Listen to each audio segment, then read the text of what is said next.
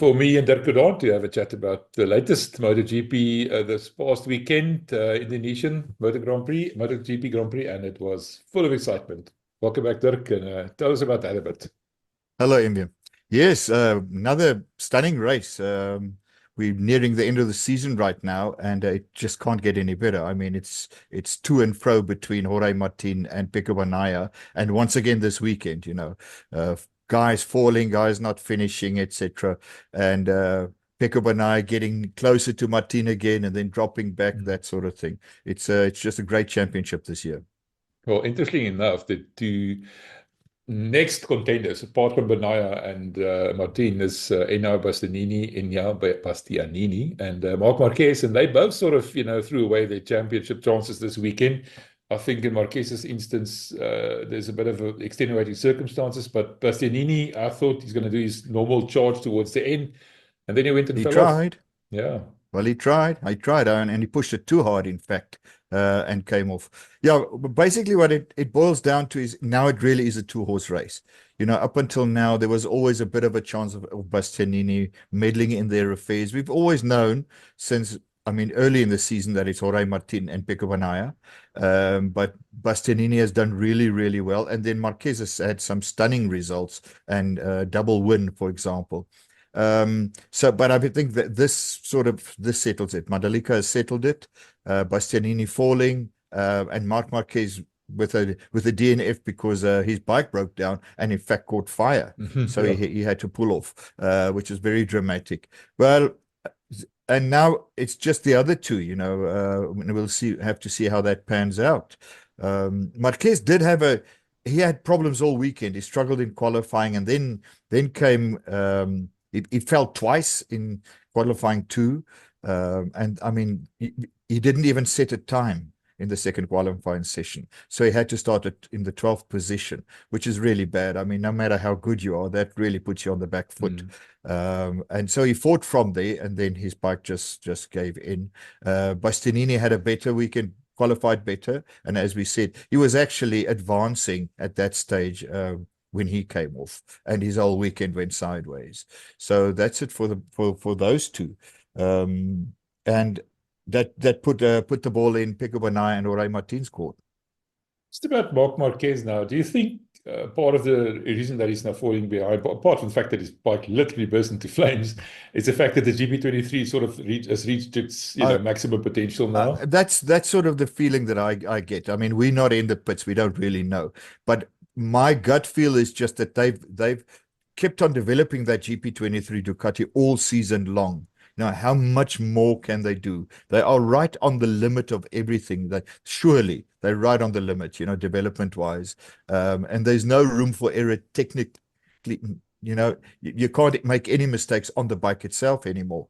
And then he has to push so hard just to keep up or to try and gain on the GP24, especially if he doesn't qualify well.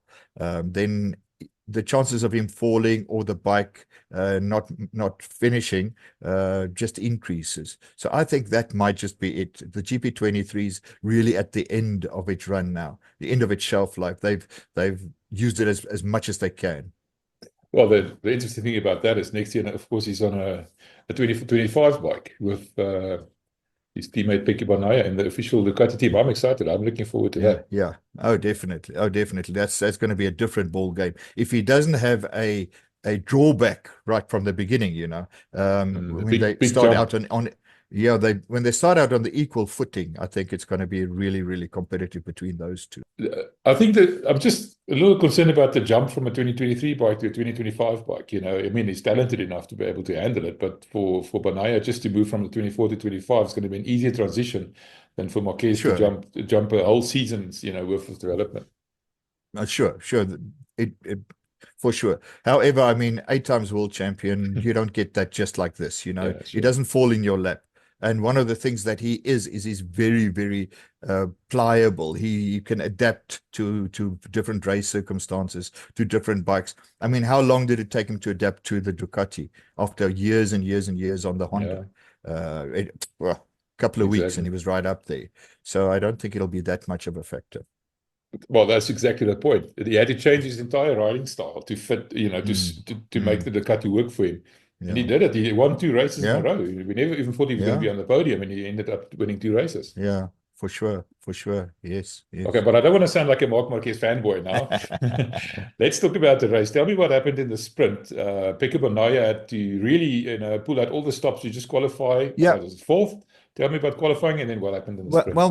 Basically what happened is once again that fall of Marc Marquez, and Frankie Morbidelli also fell on the Pramac Ducati. And that unsettled the guys because there were 2 yellow flags. So Pecco only got one proper flying lap in. He didn't get the first session, they went out, the other guys fell, and he basically battled against those yellow flags. So he couldn't get a proper run in, and they had to try later. So he only qualified in the 4th position, with Jorge Martin taking pole quite easily, and Marco Bezzecchi on the VR46 surprisingly taking 2nd, and Pedro Acosta 3rd. But the point being is that Pecco was already slightly on the back foot, starting on 4th position. But he did okay. He had a really good sprint and won it because Martin made that age-old mistake. He fell in the sprint, and Bagnaia went through and he took it. He cut the Jorge Martin's lead back to 12 points after the sprint, and things were looking really exciting for the Sunday race. And then it didn't happen for him on Sunday. It almost looks, I don't know what went wrong technically or with the tire, but if you just look at the visuals, it almost looks as if it was the same as Misano 2. He just started dropping back. In fact, he started right off the bat. He was struggling because he struggled to get away. The bike was shuddering and wanted to wheelie. He didn't get a smooth launch, so he fell back. Some stage he was in 6th position, and he had to fight back from there, which he did. And of course, he benefited from both Marc Marquez's DNF and Enya Bastianini's fall, but he had a good race, and eventually started gaining on Jorge Martin, and he had to settle for 3rd place. But I think he's glad to have that podium. A bronze is better than nothing. 16 points at this stage of the championship is worth gold. So I think he didn't do too badly. Well, Martin sort of, I said to you when we started talking about this conversation, is Martin seems to have calmed down. He seems to have he's got this in his hands now. If he just keeps his head about him, he's going to take this championship, because he just, every time, Pecco catches up a little bit, but then at the end of the weekend, Martin stretches that lead just a little bit more. And in this race, he said actually only raced at about 50% and then started speeding up towards the end when Pecco started threatening his lead. But he seems to have a lot in reserve and to be on top of his game at the moment. Yeah. It looks that way. I mean, his self-confidence must be at an all-time high now. He's had the better of the double world champion at a couple of races now, and we could see it when he settled for his 2nd places, a couple of 2nd places in a row, that his mind is different now. And now that he's got the lead and he's defending that lead properly and well, I think his self-confidence must be way up there. He in fact he said it twice now, week before last and this past week as well. He has said that he thinks he's the best rider out there right now. And I think he doesn't really mean that he's, if you look at them in general, that he's the best rider. I mean, right at this point, he's the best rider, meaning that he's settled in best. He's getting the maximum out of his bike with the least amount of fails. I think that's, if I read his words correctly.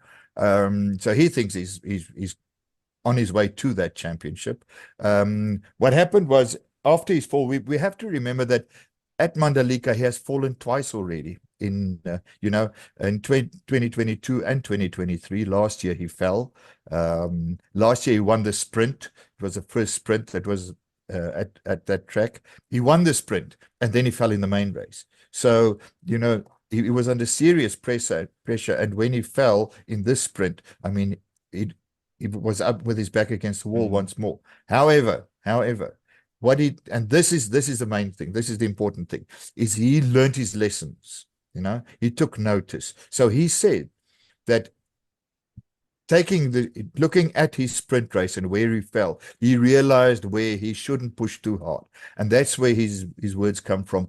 Well, when he launched well, he got away really well from pole position.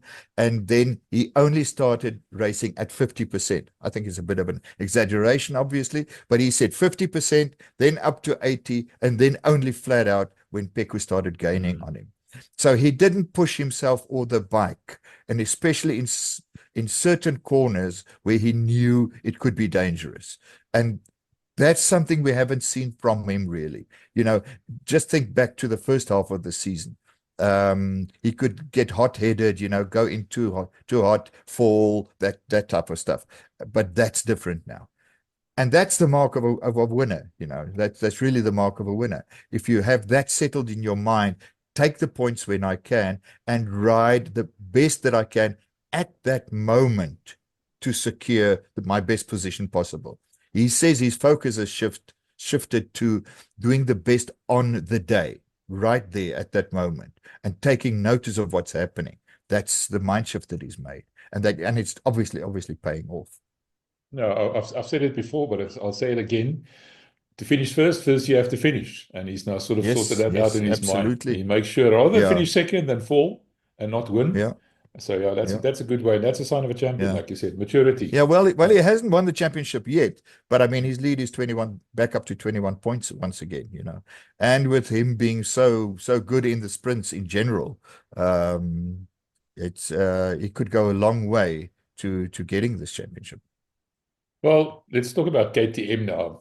Pedro Acosta still shooting the lights out, still impressing, still showing Brad Binder a clean pair of heels. Ended second on the podium, but after the race, we were all worried about a potential penalty, 16-second penalty for tire pressures not being in line with what they should have been. Luckily, that didn't turn out. Just talked about KTM's performance in general, but I think Brad Binder specifically, he seems to be on the back foot a bit towards the latter part of the season. Absolutely. Unfortunately, yes. It's as if Acosta has adapted better to the current KTM bike, and with the latest version of the Michelin tires. He settled in really well. He got the third best time. He started on the third position of the grid. He had a bit of a struggle in the sprint, fell back. Had to settle for sixth, but I mean he ran an immaculate main race and got second. That, by the way, is the second time that he's got a second position, and he's been on the podium 4 times already this season, which for a rookie is something else, and he's at this stage he's their number 1 rider in the KTM garage.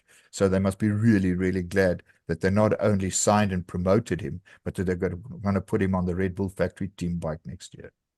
Yeah. The rest of the KTM guys, I mean, it was a real struggle. Once again, we don't know what to say. We don't know what's wrong with Brad's bike.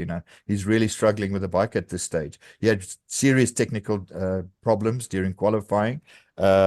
He only qualified 19th, which is horrid, to gather any points from the 19th position is an almost insurmountable task, So, and then to top it all off, during the sprint, after he launched, his ride height device didn't want to release. So it only released very late in the first lap after the 11th corner, he says. So that just, he struggled. He couldn't be his usual self, aggressive rider, lapping other guy or passing other guys, that sort of stuff. He struggled with that. So he had to settle for a 13th over there. Overnight, they changed a lot of stuff on the bike, he said, and they went into Sunday. He got an 8th, which, considering the position that he started in, I mean, that's really, really good. But that bike is just not the right machine for him at this moment. So he is struggling, and the motorcycle itself is struggling, most probably with the tires as well. He said the changes that they made for Sunday made him run wide. He had to push really hard to keep his racing line. As he went into corners, he wanted to drift wide. So they'll have to look into that, why that happened, although he performed better than on Saturday, yes.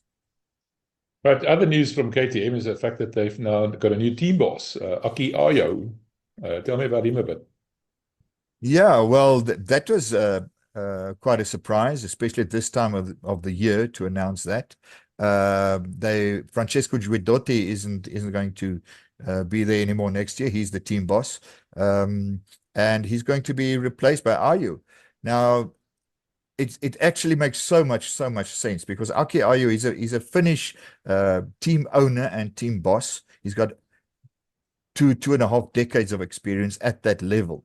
You know, he had his own teams in the 125cc class. He's won championships in the 125cc class since the early 2000s. And then KTM got him on board to run their factory team in the brand new Moto3 class back then. He joined KTM officially in 2013, I think, and they won the championship that year. The first year. He won it twice again after that.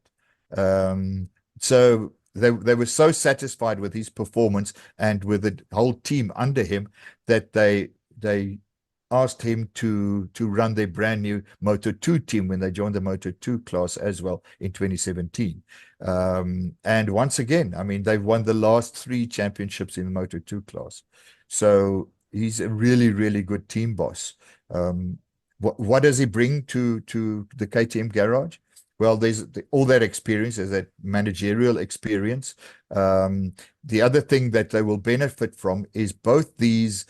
He has had 6 riders in the MotoGP class right now have been his riders as juniors or in those lower classes, you know. So he knows the guys, and 2 of them, coincidentally, will be next year's Red Bull KTM factory team, Brad Binder and Pedro Acosta. Some of the others are Marc Marquez, Jorge Martin were under him earlier. But having those 2 guys, Acosta and Binder, he's their team boss next year. He knows them really, really well. They have both won Moto3 World Championships and Pedro Acosta Moto2 World Championship under his mentorship. So there's nothing that they don't know about him or he of them. Binder, for example, says that Ayo is ice cold. They call him ice cold, but in the sense that he's extremely calm. Binder says when he's there, nothing ever feels rushed or nobody's in a panic when he's in charge of things. He also has the ability to gather resources, to get things done. And he has a really good overall picture of stuff. You know, he'll stand back and get a really good overall picture, and he will isolate the problems which have to be resolved to get good results. And obviously that's exactly what KTM needs right now. So hopefully that's a really good move. This is important. He's not the chief engineer. Those guys stay the same. The technical teams stay the same. He's just being put in charge of them and of the riders and all the support teams. But I think we could see a major shift in KTM's fortunes from next year just because of this one move. That's exciting. I like the idea of these riders knowing him and that have thrived under him. So he's obviously got something going for him in terms of his relationship with the riders. They like him. Make a difference. Yeah, they also like him. They love Guidotti. Guidotti is apparently like your best mate almost, you know. But okay, Ayo is a really, really good leader, and they really like him as a mentor. You know, the riders really love him. I can still recall when Brad Binder wrote Moto3, you know, he was just full of praise for the team boss back then already. So it could be really interesting. This is like, who shall we say, Christian Horner of motorcycle racing, or one of those guys, you know. He's really, really top level, top shelf. So it's a good move. So it's a good move on KTM's part, all in all. Right, this is the last race of another couple of triple headers coming up now. That's the Motegi Grand Prix in Japan. Motegi, yeah. Tell us about that a bit. What's the history there? Well, Motegi is in the east. The interesting thing is the weather is different than the other races that we have on this eastern circuit. It's not that hot usually. Sometimes you can expect rain as well.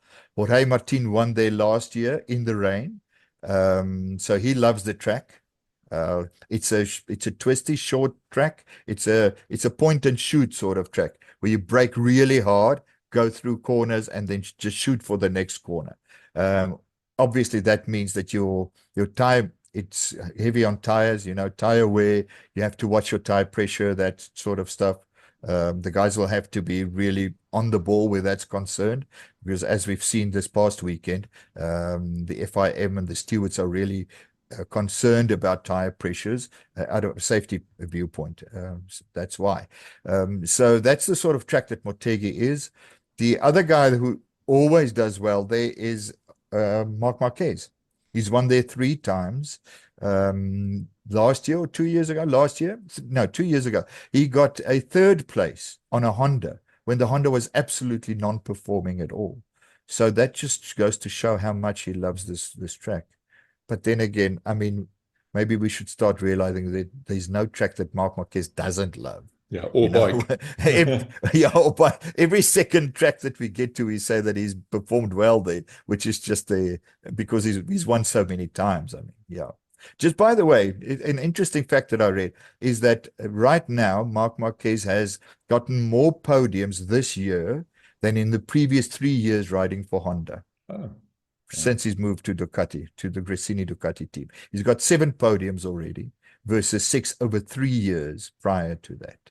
So he must be a very, very, very happy little Spaniard. Talk about vindication. That's making the right decision. Yeah, and then also getting the Ducati factory right next year. That's a big step forward. Yes, yes, yes. All right. Thanks for that, Dirk. It was interesting as always. So look forward to this weekend. It's getting a bit tense now. Yes, I mean there are 5 races left. We've only got 5 races left. So one crash, that sort of thing, one DNF unsettles everything, your whole program. In fact, Gigi Dall'Igna, in his recap of this past weekend, he said that a win now is worth as much as 2 wins another part of the season.